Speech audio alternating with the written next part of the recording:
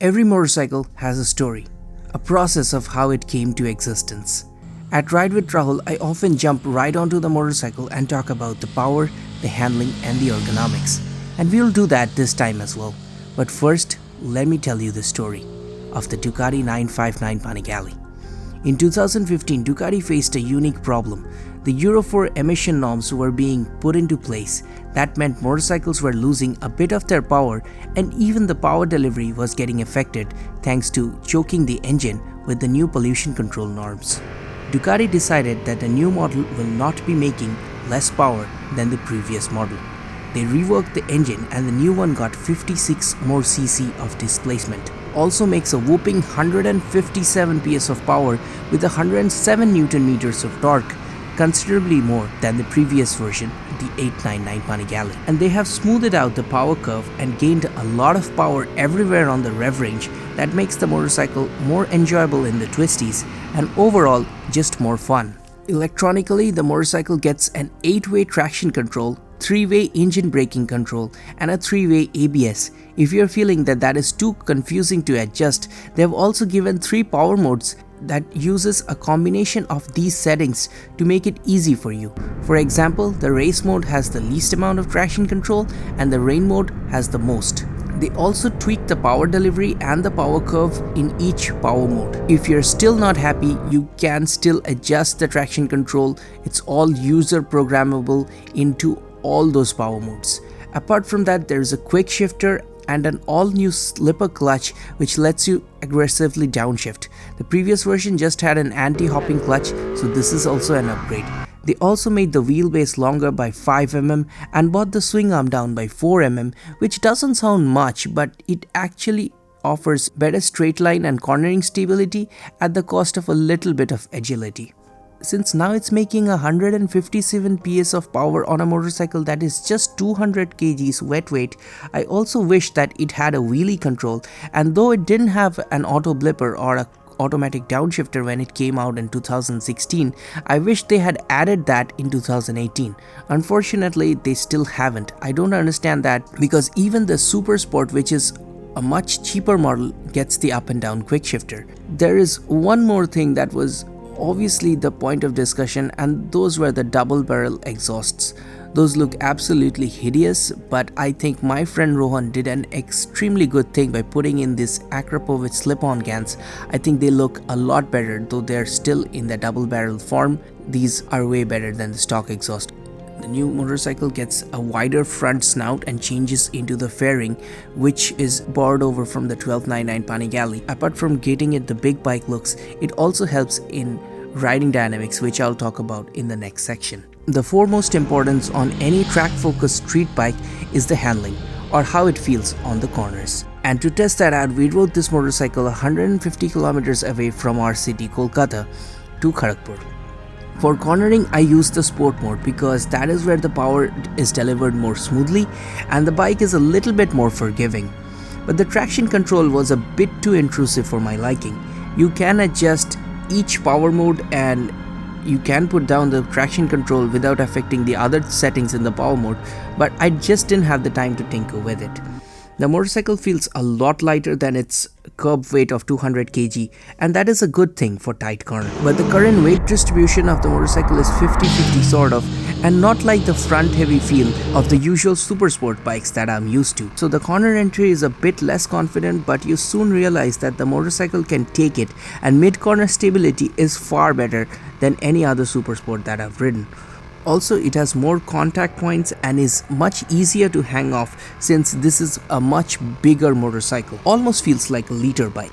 If you get a quick change of direction, like moving from left to right within a corner, that is where this motorcycle truly shines. I had very limited time with it, and even within that time, the confidence I got was exceptional. Now this motorcycle is running Pirelli's Rosso Corsa, which is a step down from Pirelli's Super Corsas, but even then the tires were performing perfectly well after a few trial runs and getting the tires warmed up. I love this bike. So much feel. I mean, so much feel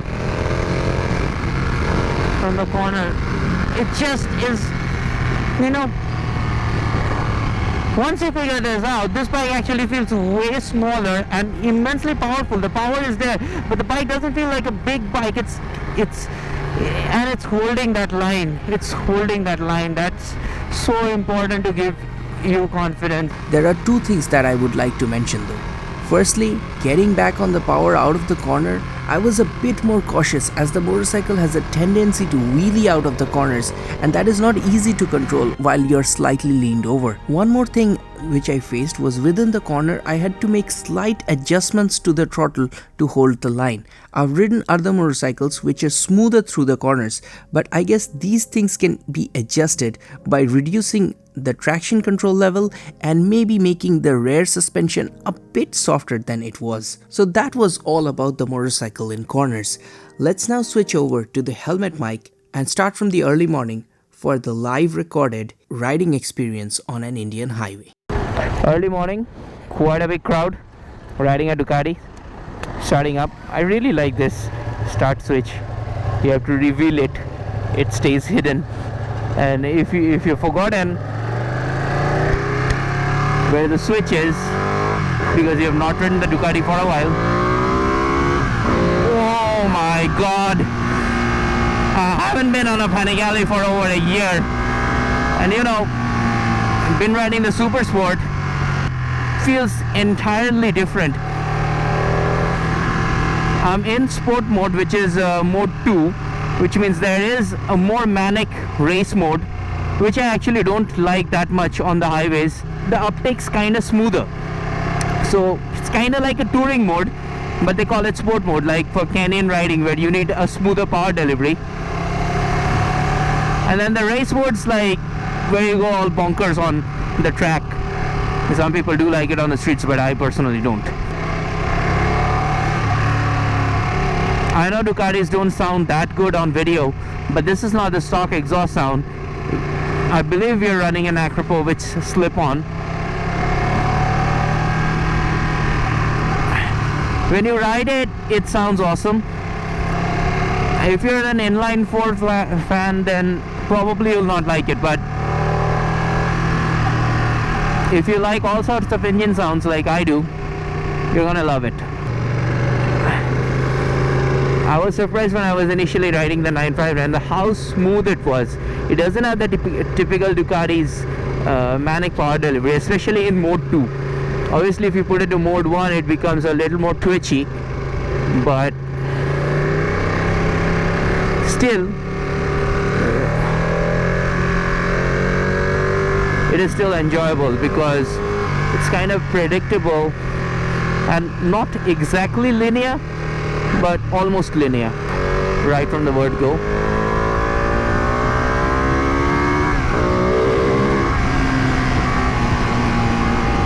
Okay, this bike's running way too much air pressure and it kind of wheelied. Of course we have a quick shifter, so I don't really need to use the clutch. This shouldn't be your first super bike because these bikes are immensely fun to ride, and that fun factor also comes from a very thrilling power delivery. Like when I opened the throttle up, the bike completely went haywire within a second, and you just don't know, you just don't feel it. With the inline force, you know that there's a big growly engine waiting for you, and it'll give you that power in the higher RPMs. But here the bike goes manic even at 5,000 RPM. The mid-range on this bike is phenomenal.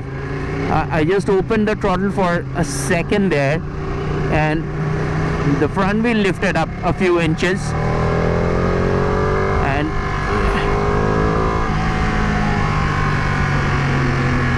and it was immediately going bonkers. Let's show you again.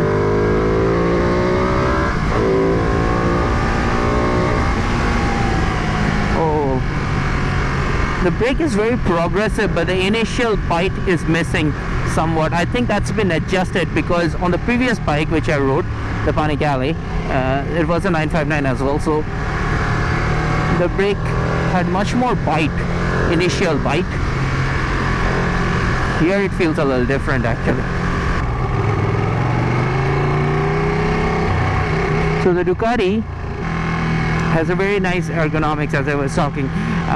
This is kind of their super sport bike, but it is bigger and roomier. So if you're a taller person, I'm about 5 feet 8 and 60 kgs. So even if you're taller than that, you would find that this bike has a lot of room, unlike other super sports. So you have the usual riding position, which is what I'm doing right now, and then you can tuck down on the windscreen where it gets super aggressive. Or sitting more upright, it's a very comfortable riding position, even more than the Daytona and the ZX-10R, both of the bikes which I've tested here recently. So Ducati's got the ergonomics completely spot on. Everything from the way the handlebars are poised, they are low but they are angled down in a perfect way. Your hands have the complete room to reach out to them. If they're too far, that's kind of uncomfortable, but if they're too close up, that's also not very comfortable. They've got this ergonomic spot on, at least for my type of height, and I really like this. Moving on with the foot pegs, yes, they're rare set. They're extremely rare set and very high as well, so you're not gonna hit the bottom in any corners. Like with the foot pegs, you're not gonna scrape them, and that is expected out of any super sport or super bike. But what I really like about this bike is, even when I'm doing this kind of 50 kilometers per hour cruising, just talking to you guys, it's very good overall to putt around in the city, at least for the ergonomics point of view. But when you're talking about that, does it cause pain when you are riding it for long periods? I think it does, but it is still more comfortable than any other super sport or super bike that I've ridden in recent times. So another thing that I was talking about is this windscreen.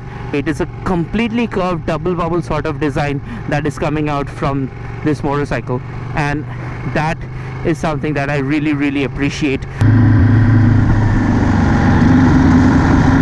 First of all, it gives the motorcycle a very nice front snout with the aggressive look, and secondly, what it does, it actually offers phenomenal wind protection when you're riding this motorcycle. Obviously when you're sitting more upright, you're not gonna get that kind of wind protection, but this is a track focused motorcycle. So what I'm talking about is when you back down on the screen and you're doing that straightaways on the track, you don't need a double bubble. This windscreen is going to be sufficient. Now, I completely change it on this one. We won't be needing it. This is the button where you can flick between sport, wet and race. Sport is my favorite mode, and race is really twitchy, and I like the race mode, but not for Indian highways or city commutes. Sport mode is the do-it-all mode for me. I can do aggressive riding, I can take it back to the city without turning it to wet mode, and I can do this kind of touring on this bike all in sport mode. And when I'm gonna do some twisties and canyon carving, I still prefer the sport mode. I'd reserve the wet mode for beginner riders, like whoever's not used to this bike, and just turning it on for the first time, pull to wet mode, you'll be fine. And of course for rain itself. So this motorcycle has phenomenal pickup and acceleration. So we're doing 46 kilometers second gear, and this bike's turning out 157 PS in stock form. We are actually getting to feel all that power even in the mid-range. 10,500 is the peak power, 110 Newton meters of torque, which is significantly more than the previous generation motorcycle, the 899 Panigale, and that torque makes riding even more fun. And this is what I like about Ducati motorcycles. They have a very strong and meaty performance in the mid-range, moving on to the higher revs. So you don't really need to put it onto the screamer mode to enjoy the performance. The power is available right on the tap of your acceleration. It is available right from the word go, and that is there in the liter bikes as well. But the difference between an inline 4 and a twin cylinder engine is that the availability of the power, you know, it's like a tap water. You turn it on, it's instantly there.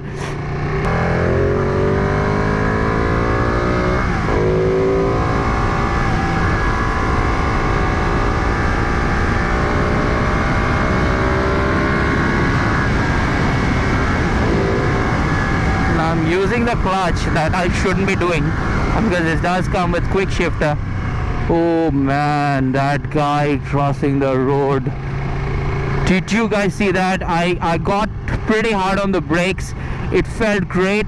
The braking, I was kind of worried that the initial bite wasn't there, and I still say that, but the stopping power is immense, and there is a very nice progressive feel to it, which is very confidence inspiring. It doesn't make you feel like the bike's gonna crash or anything, but it slows down. There's no drama, and that is obviously expected from these Brembo units. Doing some 6 gears cruising on 131 kilometers per hour, doing about 5,000 RPM.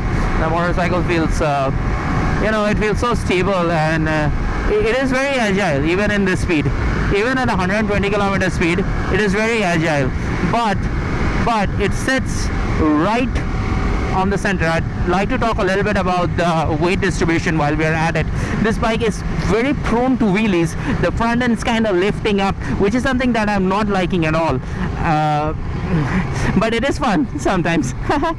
This motorcycle, honestly, in corners I prefer bikes with a little bit of front biased weight distribution. It does have that, but it's not as much as the other bikes that I've ridden, which are extremely front biased and front heavy.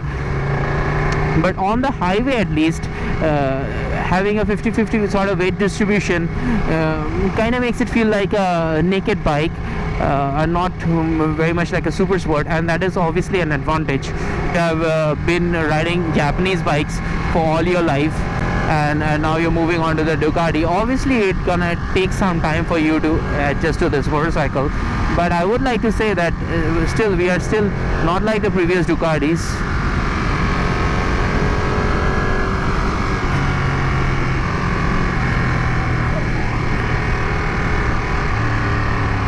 And switching lanes and all that, you can understand this is very basic maneuver for this motorcycle.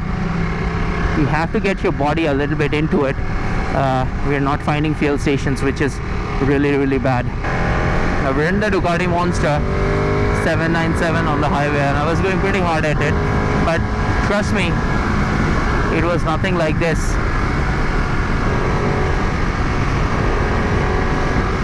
And these tires, these are Pirelli's Rosso Corsas, just a step down from Pirelli's Super Corsas. Okay, let's use the quick shifter. It works flawlessly. I don't know why, but I haven't been using the quick shifter on this bike. It doesn't have an auto blipper, by the way, that the Super Sport gets, but this bike doesn't get. I am sure that when they upgrade this bike, it's also gonna get an auto blipper, but for the 959 Panigale 2018, it doesn't get the auto blipper. After listening to this review, you're probably thinking, Rahul, why is this review so overwhelmingly positive? Well, there are a few issues that we face with this motorcycle, and I would like to talk about it. A lot of people don't like the double barrel exhaust. I personally think if you put in the slip-ons, I'm willing to live with it. But the stock exhaust just doesn't look good on this bike, but they had very little room to put an exhaust underbelly or somewhere within the motorcycle. So I guess that is a compromise that we all have to accept. But there was something that I did not like. The bent pipe is just below the seat. This causes immense heating, and this is the only motorcycle in which we have felt that even while riding on the highway, open roads at about 100 kilometers per hour speed, it was heating up considerably more.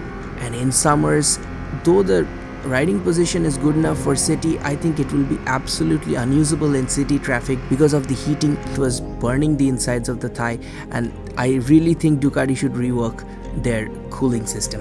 The second thing that I want to talk about is there's no wheelie control on this bike, and this bike has a tendency to rise up. Now when you're on a track, that's probably easier to control, but when you're riding an actual road that always have more bumps, and I don't mind the wheeling that much, but when the bike comes down, it doesn't come down very smoothly. And with the 50-50 sort of weight distribution, the front end is lighter than other super sport bikes. So while it's coming down, if it lands on an uneven stretch of road, it does destabilize the motorcycle a lot, and that is a little scary. But it does have a steering damper to kind of help you if the motorcycle goes into a tank slapper mode. I kind of experienced that, but it was good that the steering damper is there to protect you. Still, I think this motorcycle should get an anti-wheelie measure in the next version. As I've also mentioned before, an auto blipper would be nice, but that's just nitpicking. The mirrors on this motorcycle don't fold. Now that may not be looking as a big thing, but if you accidentally tip this motorcycle over, as the mirrors don't fold, they will just break. This is one of the most commonly broken parts that Ducati owners have complained in their forums as well. So foldable mirrors is nothing high-end technology. Every motorcycle has it. It's about time that Ducati also went on it. As I've said many times during the review, I really love this bike. I like the way how light it is and how nicely it handles. The looks are absolutely stunning if you leave the exhaust part out. And I think this is one of the most enjoyable motorcycles that I've ridden. It's not exactly as bonkers as a liter bike. It's considerably more power than a supersport like the Daytona, and is a lot more powerful than even Ducati's own supersport. Due to the 50-50 sort of weight distribution, riding this bike on the highway is more easier because it does feel like a naked and not so front heavy that tires you out more easily. So that's obviously a plus point. I would say that this bike is good for those who are going for short Sunday rides or going a lot of track days with a lot of twisties or corners like Lavasa. Would I tour on this bike? Absolutely, I don't mind touring in the winters because I found that the riding position didn't tax me out so much because of the lighter bike and the 50-50 sort of weight distribution. But in summers, absolutely not, because apart from everything else, the heating will completely destroy the riding experience. If they could fix that, I think this bike would get a much more higher level of recommendation from me. Thanks for watching. I know this was an exceptionally long review. I hope to see you on the next one. I hope that you guys enjoyed it. I'd like to thank Rohan for letting me shoot this beautiful motorcycle of his. He was also the lead videographer with the aerial videography, and Saurav, who was also on the ground taking all these beautiful cornering shots for you guys. I would also like to thank Spawn Night King, a moto vlogger who helped me recover the footage because after I returned from the shoot, my GoPro Hero 6 had no footage in it. So special thanks to Spawn Night King for helping me recover all that. With subscribers and friends like these, Ride with Rahul will be stronger than ever, and thank you all for letting me reach 70,000 subscribers. Help a friend find Ride with Rahul and help me get more subscribers so I can hit 100k and surprise you with even more detailed and better reviews. Thanks for watching, and I'll see you very soon. This is Rahul. Goodbye.